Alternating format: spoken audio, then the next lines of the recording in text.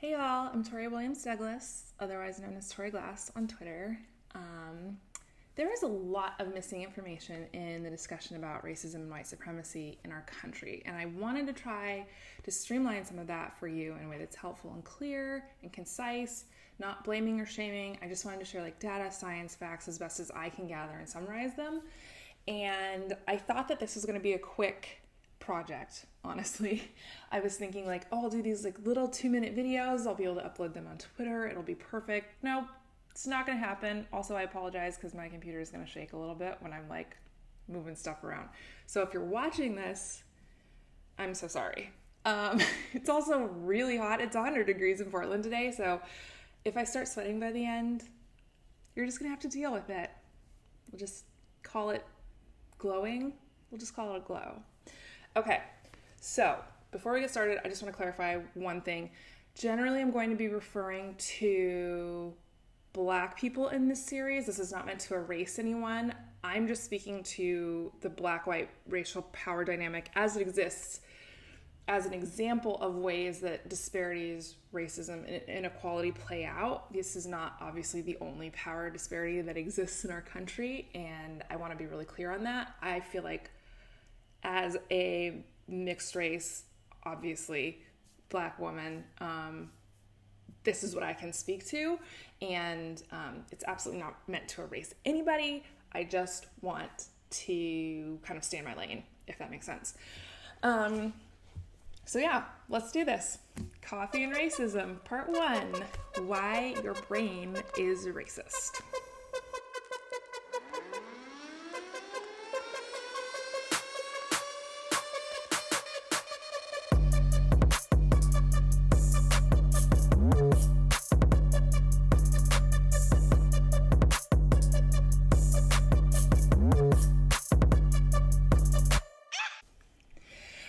Before we get started about talking about racism, we need to talk about bias. Scary. And before we talk about bias, we have to talk about the human brain. So, neurons are your brain cells. Probably know this if you took high school biology. They have the very easy, not so easy task of keeping you alive. Your brain uses a lot of energy in decision making. I'm totally going to butcher this man's name. I'm so sorry. But Dr. Marcus Rachel, who is a professor of medicine at Washington University School of Medicine in St. Louis, says that your brain uses about 20% of the total energy that your body requires to run.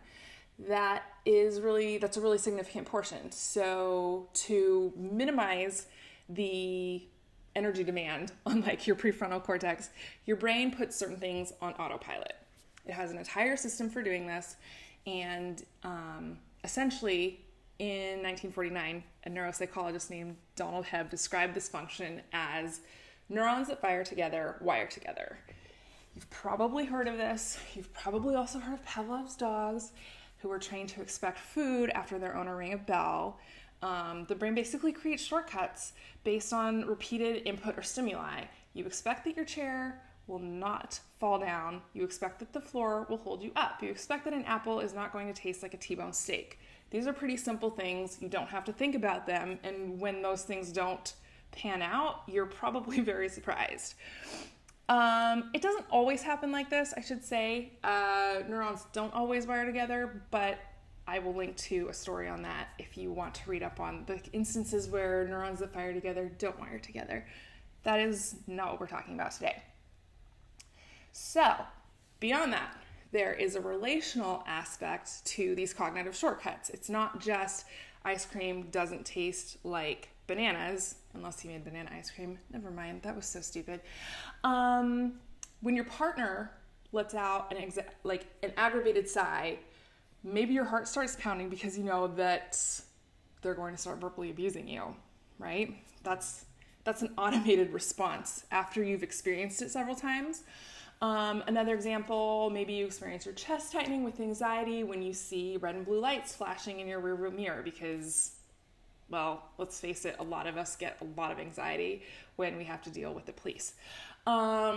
Maybe pain requires you to go and seek out medical attention, and maybe a doctor entering the room makes your neck feel really tense and sweaty. So your body is programmed to respond to certain stimuli in certain ways, and those things can be overcome. We'll get around to that. I'm sure you're asking, what does any of this have to do with racism? So, people of color have not been given proportionate representation in this country for centuries for all kinds of reasons. And the representation that we have been given hasn't exactly been positive. So there's two kinds of representation. Individual representation, say your black colleague at work, someone you know personally.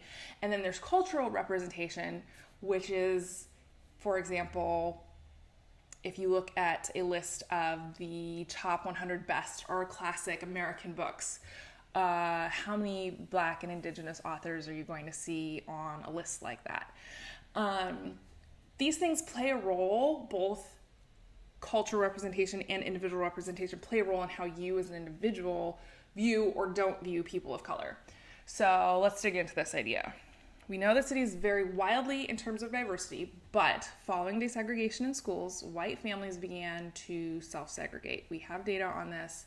It was no longer allowed to legally exclude Black children from their neighborhood schools, so many white families moved out to the suburbs or sent their kids to private school where discrimination was actually still legal. Speaking as a millennial, the average middle-class white family in the 80s and 90s probably didn't have very many Black neighbors, colleagues, friends. So you have to think about where, maybe you're a white millennial, you have to think about where you were interacting with Black people in your life. If you're white, think back to where you learned about Black culture and Blackness during your childhood, because data shows us that those exposures have sometimes lifelong impacts. So I want you to think about this. When was your white family invited over to your Black neighbor's house for dinner on a warm summer weeknight? All the kids are playing around and, your parents are drinking beer and hanging out and cracking jokes. Think about when that happened to you. Think about when you had a Black elementary school teacher. Think about when you had a Black classmate in elementary school or junior high or high school. Maybe your pastor was Black. Maybe the people that you were close to in your church or your synagogue were Black. Maybe you had books that were filled with Black and Latinx and Indigenous American heroes.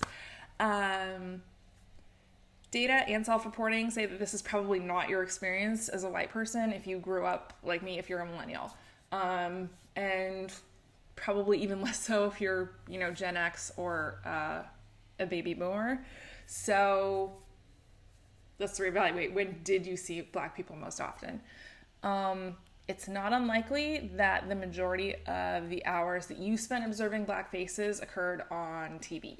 So movies, the local news, and sports. And many of those hours of television, think about how many of them were negative or unrealistic, right? So what you're seeing on TV is not going to give you the same impression as you going to your neighbor's house and them having, making you dinner and you enjoying like a lovely summer evening with them, right?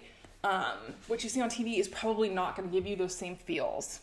That's probably true for anyone, but especially in a mixed race kind of power dynamic or situation. So we know from data, you saw Black men overrepresented in sports, moving faster than any human you have ever seen in person. And often these were violent sports. Looking at the NFL. You also saw mugshots. Black faces with lifeless eyes, maybe messy hair, staring into your living room while a reporter droned on in the background describing the details of some alleged attack. While we're on the subject, data tells us that Black violence is overrepresented in the news in proportion to how frequently it occurs. Just a quick rundown on this. During a 4-month period in New York City, local news stations overreported crimes allegedly committed by Black people by a significant amount compared to what the actual police data was for the time that these crimes are occurring. So murder suspects who are black were overrepresented by 20% in the local news, and while black people who were suspected of theft were overrepresented in the local news by 29%. That's nearly a third. Yeah, not great. Also, you got like shows like Cops. You have television and movies that portray black experiences through the lens of blue eyes. This isn't insignificant. You likely didn't have numerous black families for neighbors, numerous black teachers, lifelong black friends, black moms and dads who loved you like you were their own child. Like statistically, you probably didn't have that. Statistically, you did have a television. So just like Pavlov's dogs, your neurons likely decided to save time and create a shortcut. That shortcut was between black faces and strength, speed, and violence. Believe it or not, your amygdala, which is the tiny part of your brain that controls your fear response, actually can't tell the difference between what you watch on television and what is happening in real life. Unfortunately, this bias, we know, again, from data, has life or death consequences. Based on exoneration data, between 5 and 10% of people who are on death row right now in 2019 are actually innocent. And because of anti-black bias, most people who are sentenced to death are black Americans. So there's the science. Your brain is literally programmed, hardwired to be racist. Even if you were raised right, by the way, this, if you were told, like, treat everybody the same, your parents told you not to judge anyone by the color of their skin, whatever, you still have a bias because your parents didn't do the work, they didn't know to do the work of giving you positive experiences and interactions with black people. All you saw was what culture was giving you, and that was overwhelmingly negative or unrealistic. Actually, the data also tells us that about half of black people in the US hold anti-black bias themselves. That's how pervasive this is. So, what are you gonna do? Your brain is literally hardwired to be anti-black. There is some good news, thankfully. Your brain has a characteristic known as elasticity. This means that even though those neurons wired together to connect black faces and violence, you can create new connections. You can literally rewire them and create new positive neural connections in your brain. This takes work. I'm not going to let anybody just opt out here. But it's also really, really incredible. It means none of us are permanently stuck with anti-black bias, and we can all replace those negative associations that our brain has made with black faces and, violence or strength or like superhuman strength or speed or, whatever the case is. So really quickly, then we're going to wrap up. Here is how you do that. 1, cultivate an appreciation for blackness. This is not appropriation where you try to act black or change your hairstyle or your wardrobe or your accent or, God forbid, your race. Yes, Rachel Dolezal, I am looking directly at you. You will have to intentionally find beauty in blackness, which means exposing yourself to it. And you should speak this out loud. However, there's a small caveat. Do not go to black people and say whatever it is that you're thinking, because that is not going to go well. If you're just sorting this out, you don't have any black friends, don't do that. They don't want to hear you. They don't want to hear you talking about their bodies. That's not okay. Please don't touch anyone's hair. Also absolutely not okay. Be polite, smile, say hello, but this requires intentionality to actively seek out black art and black artists, and appreciate the work that they create. Also, if you do see someone in public and you're thinking something positive, she has beautiful eyes, he has an amazing smile, oh my God, her ass looks great. Don't say it, okay? We talked about this, don't say it. But if you do smile and say hello and you don't get a response, you don't get to get mad about that, because you don't have a right to be acknowledged for just doing like the bare minimum to be a decent human being. Okay. 2, you should be with black people. It's mind-boggling, I know, but like, make Black friends. Okay, sit down with Black people and have normal conversations, right? Don't talk about race. We're tired of talking about race with white people.